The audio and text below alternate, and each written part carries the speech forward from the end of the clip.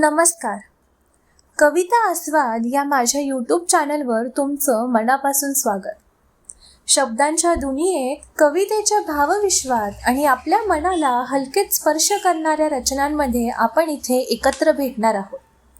या प्रवासाची सुरुवात मी करतीये लोककवयित्री बहिणाबाई चौधरी यांच्या अतिशय हृदयस्पर्शी कवितेने माझ्या जीवा. ही कविता फक्त शब्द नाही तर मनाशी केलेला एक संवाद आहे. चला कवितेचा हा स्वाद एकत्र अनुभवूया. माझ्या जीवा. जीव देवाने धाडला, जन्म म्हणे आला आला. जेव्हा आलं बोलावन, मौत म्हणे गेला गेला. दिस आला कामामध्ये, रात निजामध्ये गेली. मरणाची निज जाता, जलमाची जाग आली. नाही सरल सरल जीवा तुझं येणं जाणं. जसा घडला मुक्काम, त्याले म्हणती रे जीन. बहिणाबाईंची खासियतच आहे की साध्या सोप्या भाषेमध्ये जीवनाचं मोठं तत्वज्ञान ते सांगायचं. इथे पण बघा त्यांनी काय म्हटलंय. त्यांनी म्हटलंय की जीवन म्हणजे हा केवळ अल्पकाळाचा मुक्काम आहे. आला सास गेला सास, जीवा तुझे रे तंतर. अरे जगन मरण एका सासाचं अंतर. ये रे माझ्या जीवा, काम पडल अमाप. काम करता करता देख देवाचीच रूप. त्या म्हणतात की जेव्हा तू काम करतोस तेव्हा तक्रार करू नकोस.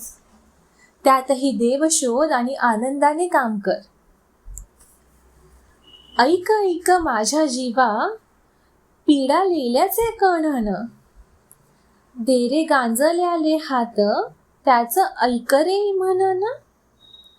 अरे निमान तोंडाच्या वढ, पाठीवर धांडा. नाच नाच माझ्या जीवा, संसाराचा झाला झेंडा. हास हास माझ्या जीवा, असा संसारात हास. इडा पिडा संकटाच्या तोंडावरे काय फास. काय म्हणजे काळ. तर त्या म्हणत आहे की संकटाच्या तोंडावर काळं फासलं की पुन्हा ते संकट तुमच्याकडे मागे वळून बघणार सुद्धा नाही. जग जग माझ्या जीवा, असं जगन तोलाच. उच्च गगनासारख्या धरित्रीच्या रे मोलाच. बहिणाबाई इथे आपल्याला फार मोलाचा संदेश देतात. त्या म्हणतात कसं जगायचं, तर तोल सांभाळून जगायचं. सुख आलं म्हणून व्हावत जायचं नाही, दुःख आलं म्हणून खचून जायचं नाही. मनाचा समतोल राखणं हेच खरं जीवनाचं सौंदर्य आहे. मग त्या म्हणतात उच्च गगनासारख, म्हणजे आकाश जसं भव्य दिव्य सगळ्यांना सामावून घेणारं असतं, तसंच आपलं मनही मोठं आणि स्थिर असावं.